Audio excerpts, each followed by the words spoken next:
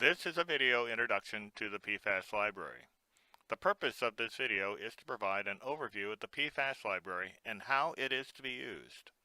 The library is the single source for DoD PFAS reference materials.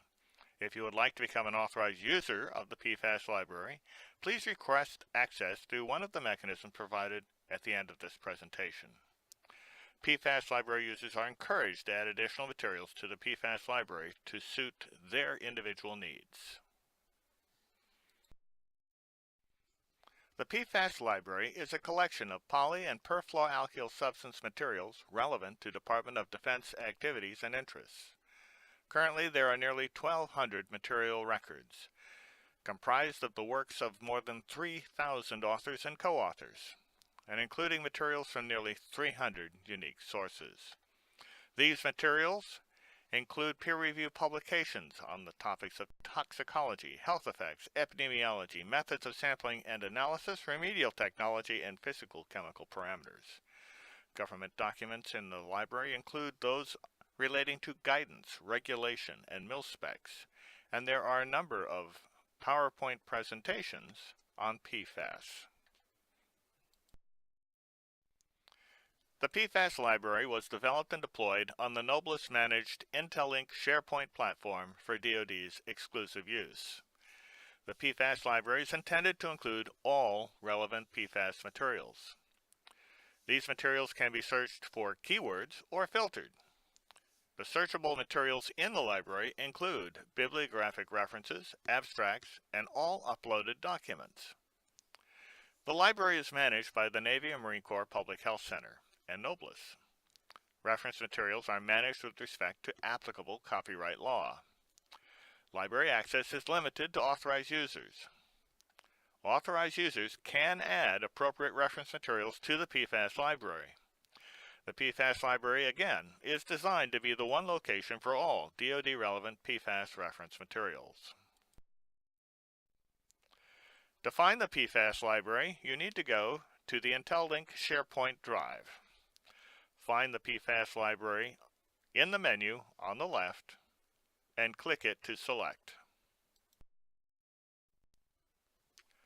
Searching the PFAS library. Searching the PFAS library is relatively simple. You simply have to find the input box and input the key terms of interest. For example, within the Find a File input box, we will be looking at more than 1,200 unique records. We're going to input key terms into that box. For example, PFNA, PPAR alpha, lipid, and mouse. This gives us 9 unique records. We can refine this search by adding immunotoxicity to get 1 unique record. DeWitt et al., 2012, Immunotoxicity of Perfluorinated Compounds, Recent Developments, found in Toxicologic Pathology, Volume 40, pages 300 to 311. To obtain the PDF file from the search result, you need to find the name of the file in the record. Click on it. In this particular case, the DeWitt paper is in the library and may be downloaded for your use. It is an open access publication. Search a specific field. We use the input box, but type the field name in with a colon. In this case, we're going to type in title, colon, C8 is our unique search term, which pulls out 3 unique records. We can refine that search by including the term BCF for bioconcentration factor. This gives us 1 unique record, Rain et al., 2012, estimated bioconcentration factors, BCFs, for the C4 through C8 perfluorinated alkyl sulfonic acid, PFSA, and alkyl carboxylic acid, PFCA, congeners, in the Journal of Environmental Science Health, Part A, Volume 44, Number 6, pages 598 through 604. For this reference, when we selected the file name associated with the record, we did not get the complete paper. This paper has restricted access. What we do have here, though, is the bibliographic reference information and an abstract. If you want to obtain the paper, you will need to go through the publisher's required steps for either obtaining or accessing that particular publication. Filtering the PFAS library. Filtering the PFAS library. To filter the PFAS library, you're going to select one or more columns to filter information from. The filterable columns include the title, the lead author, co-authors, the year, the publication type, for example, whether it's a journal reference, presentation, or book reference, the publication name, and you may even search by volume, number, and pages of a particular reference. Finally, you could search by location. This is the location where the original reference was input into the library. Filtering a column heading in the PFAS library. Choose the column heading, in this case, lead author. We're going to hover over the column heading to see the down arrow. Selecting the down arrow gives us a box where we may select to look at information in an ascending or descending order. We will then click to show the filtered choices, which show up as a box identified as lead author. We're going to click the down arrow, which will give us a list of lead author names. We can scroll down the list to choose the lead author of interest. In this case, Appelberg, B.J. We can see from the result that we have two references where Appelberg, B.J. is the lead author. We have an interest in the first reference. In order to obtain the file for that reference, we click on the file name A1041.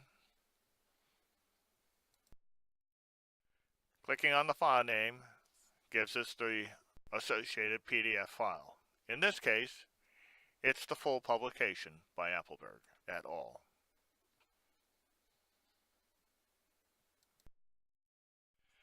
Adding materials to the PFAS library. All authorized users are encouraged to add the materials to the PFAS library that are important to them and their program. In this particular case, we've identified a publication that we would like to add to the PFAS library. The thing that we want to check is whether or not the material is open access. For non-open access materials, you are going to prepare an Adobe Acrobat PDF file that includes only the bibliographic reference and abstract. You need to save that to your hard drive. Remember, the PDF file that you supply will be fully searchable in the PFAS library. The bibliographic reference should be in the following form: author's last name and initials, co-author's last name and initials, year, title, publication type, volume number, pages, and a URL or DOI that will allow the user of the library to find the reference quickly.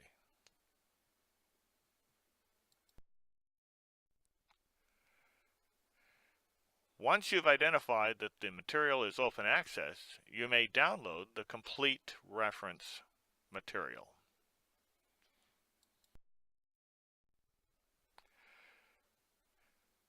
The next step is to check to see whether the authors on your reference material are already included within the library.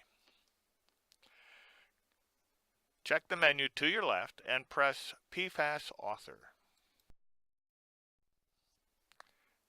In the PFAS Author screen, there is an input box. Please input the author's last name into that box and check the resulting authors listed to see if your author is among them. In this particular case, the author is not part of the PFAS library. To add an author to the PFAS library, select Add a New Item. This will take you to another page where you may type in the author's last name and initials. Click Save. In the same way, you are going to search for each of the co-authors and add each missing co-author to the PFAS library.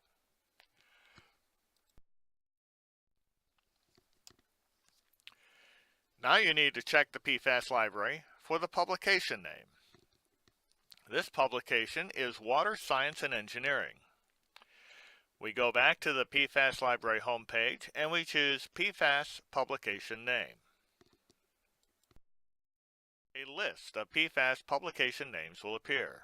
Please scroll through that list of publication names and look for your publication source. In this case, it's Water Science and Engineering. Be sure to look for an abbreviated publication name as well. To add the publication name, you're going to simply press Add a New Item. This will bring up an additional screen, at which point you can put in the publication name. Please use the full name of the publication to ensure an accurate record.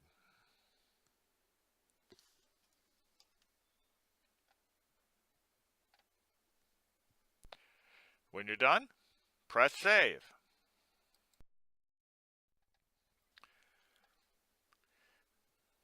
Adding the saved PDF file to the PFAS library is fairly simple.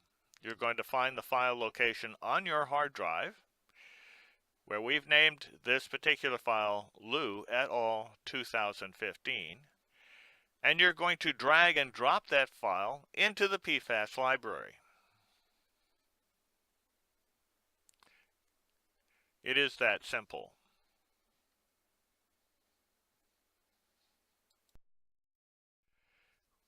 You'll notice that at the top of the list of references, your added reference will appear. You need to click on the icon to add additional information to the PFAS library. Remember that the PFAS library can only include Adobe Acrobat PDF files that are open access or those which are limited to a bibliographic reference and abstract. Adding additional information to the material record is simple and straightforward. The file name you've added to the PFAS library should appear in the name box. You will then input the title. You will select the lead author from the drop-down menu. And in order, you will select the co-authors to be added to the box to the right. Additional reference information, for example the DOI reference number, may be added to this box. You will add the year to this box from the drop-down menu. And you will choose a publication type from this menu. You will then scroll down the page to find additional inputs. Please input the publication name. You may do so by selecting the name from the drop-down menu. You will need to manually enter the volume, the number, the pages, and the source location. You may copy and paste the URL from your source material. Then, click Save to save your record. The record will be reviewed for correct format and added to the library within a few days. Success. How do you get access to the PFAS library? Requesting access to the library is easy. You may either go to the link above, or call Jim Smith at the Navy Marine Corps Public Health Center or Drew Rack at Nobles to request access.